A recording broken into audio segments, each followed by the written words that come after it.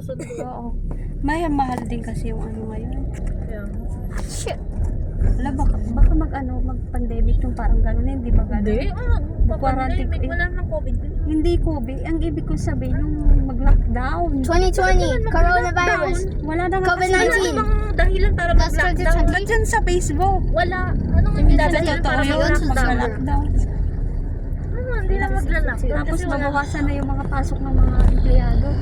Work from home, pwede yung lockdown, di lalo, wala nang nangyari sa Pilipinas. Kaya nga ay Ba't magla-lockdown?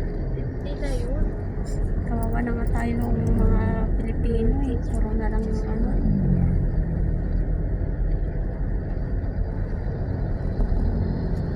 Visit naman. Ba't parang di naman maramdaman na si Marcos? Si Marcos, di naman na maramdaman, no? Eh kasi nga, pinambayad na nila dun sa ICC, pera ng Pilipinas. Ano yung bayad sa ICC? Doon laban kay Kay Duterte, no? Kawawa naman si Duterte. Dapat hindi na lang si si Marcos yung binoto. AAA. Si, AAA pag shopping nanalo center. Sara And many Duterte, chicken burger. Sabi mo kay Tita May kain tayo. No. Saan? AAA. Ano ba yun? Anong pagkain doon? Chinese?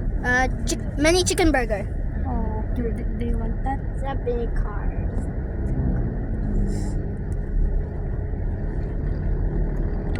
Bawiin na lang pag pumunta dito sila nanay, no? Take a picture. Bawiin na lang.